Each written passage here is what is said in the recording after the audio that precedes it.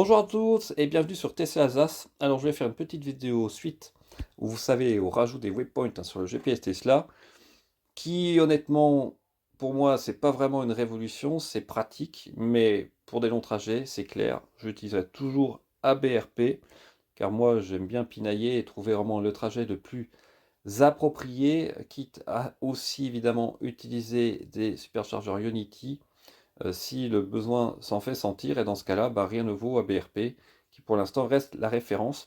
Et je trouvais que ça pouvait être utile de revenir sur cette application qui a eu pas mal de mises à jour au cours des derniers mois et des dernières semaines, notamment sur Android.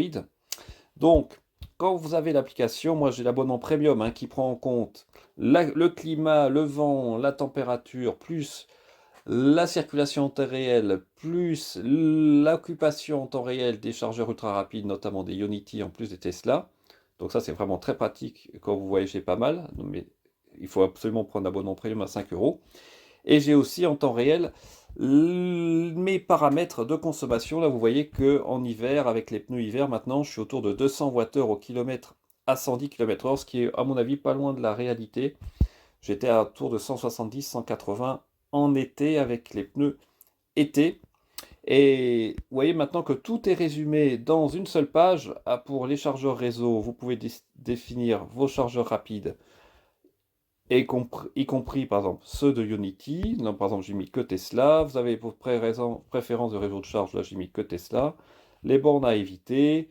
La batterie, ça c'est vraiment très très bien. Ça vous permet de définir quel est le pourcentage minimal que vous voulez obtenir quand vous arrivez à un superchargeur. Et surtout, la charge minimale que vous voulez obtenir à l'arrivée. Là, par exemple, j'ai mis 10% à l'arrivée et 5 à un superchargeur. C'est des choses que vous ne maîtrisez absolument pas à l'heure actuelle encore avec le GPS Tesla. Et puis, ce qui est bien aussi, c'est que moi, je mets une survitesse, on peut dire, d'une certaine façon. Je vais mettre 133 km/h en réel, ce qui me laisse un peu de marge. Si je roule qu'à 130, je sais que si je mets que 5% pour arriver au superchargeur, en théorie, ça devrait le faire sans problème. Et donc, notamment si j'ai des conditions météo mauvaises, alors que de toute façon, ABRP les prend en compte. Le véhicule, évidemment, là, ça prend en compte la dégradation de la batterie. C'est un peu bizarre que ça mette 10% parce que je suis loin d'être à 10% avec mon modèle Y. Et évidemment, les conditions de route, là, ça prend en compte la météo en temps réel. Et je peux aussi définir si je veux passer que par les nationales, ce qui est aussi un des points faibles du GPS, puisque pour l'instant, c'est que pour le premier waypoint, que le GPS Tesla va prendre en compte si vous n'utilisez que des routes sans péage. Vous avez donc là vraiment tout résumé et puis surtout vous pouvez jouer avec le nombre d'arrêts que vous voulez faire et vous pouvez aussi définir si vous voulez ajuster la vitesse, c'est-à-dire aller en dessous des vitesses réglementaires pour diminuer la consommation et donc arriver au superchargeur même si vous ne pouviez pas y arriver avec les vitesses réglementaires. Donc ça aussi c'est quelque chose que le GPS de Tesla ne permet pas. Donc quand vous aimez un peu trifouiller pour faire vos trajets, franchement, c'est vraiment très pratique. Alors on va prendre un exemple concret. On va partir depuis ma position pour aller à Bordeaux. Et vous allez voir un peu maintenant toutes les possibilités de ABRP qui ont vraiment bien progressé. Alors, je dois dire que les temps de charge, c'est toujours pas ça pour mon DLY.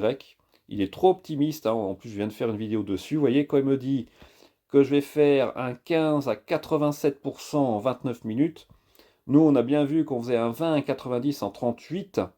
Donc là, on est un peu optimiste.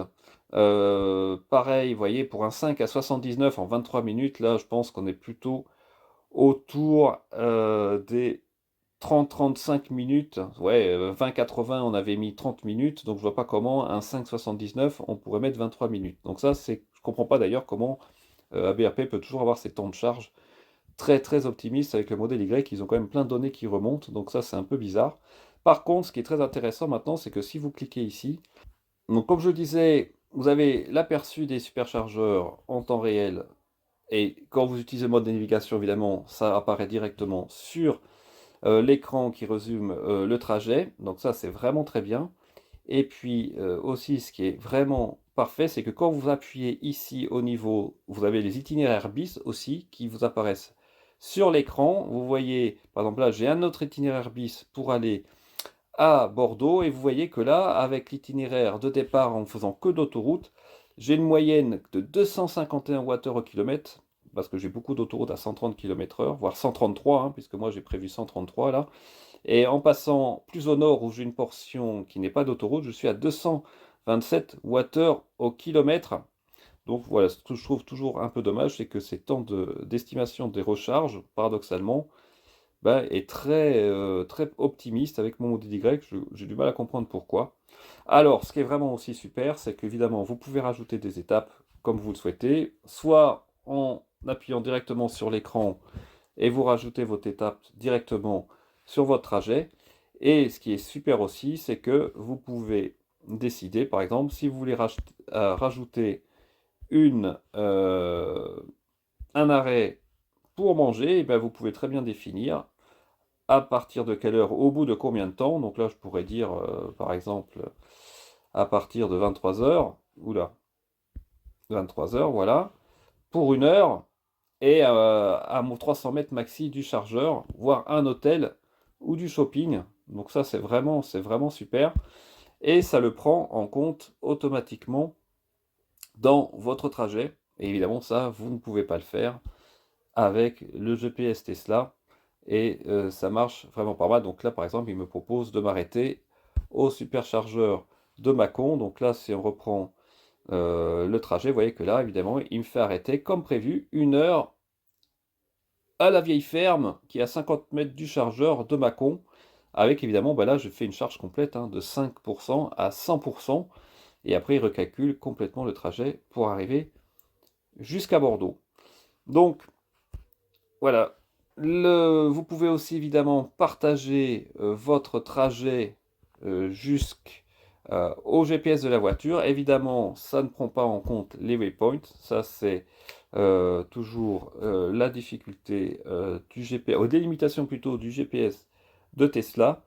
Et honnêtement, moi, c'est pas vraiment indispensable pour les propriétaires de Tesla. Mais alors, qu'est-ce que c'est indispensable pour les propriétaires d'autres voitures? Je pense notamment au Ioniq ou au Volkswagen ou Skoda. Heureusement qu'ils peuvent mettre en Android Auto ABRP pour leur trajet. Parce qu'autrement, avec le GPS natif de la voiture, ça fait quand même très compliqué, honnêtement, de faire un trajet longue distance avec un tel système, malheureusement. Mais bon, j'espère que ça va s'améliorer pour eux dans les mois qui viennent.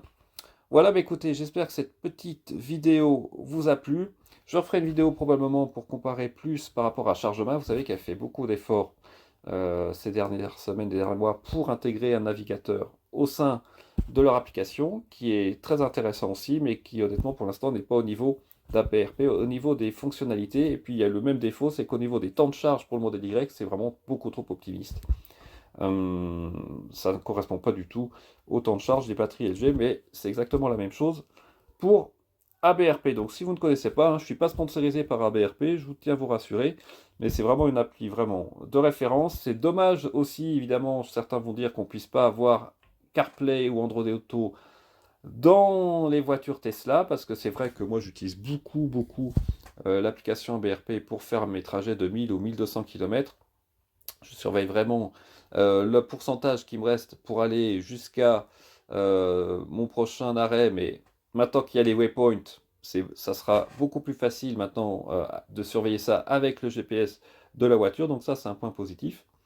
Et on verra bien, écoutez, comment va se développer à la fois l'application, mais surtout le GPS. J'espère que, eh bien, dans les semaines ou mois qui viennent, le GPS de Tesla pourra aussi intégrer dans la planification le temps de charge des autres chargeurs ultra rapides, que ce soit Ionity au total. Et là, on aura vraiment un système qui est déjà au-dessus des autres, mais là qui sera vraiment au top pour planifier ces trajets.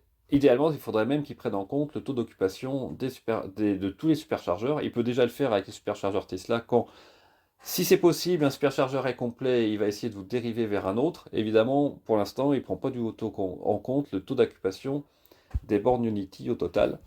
Il y a ça, il n'y a que ABRP, voire ChargeMap, qui le fait. Voilà, bah écoutez, sur ce, je vous souhaite une très bonne fin de week-end et je vous dis à très bientôt sur Tesla Alsace. Au revoir.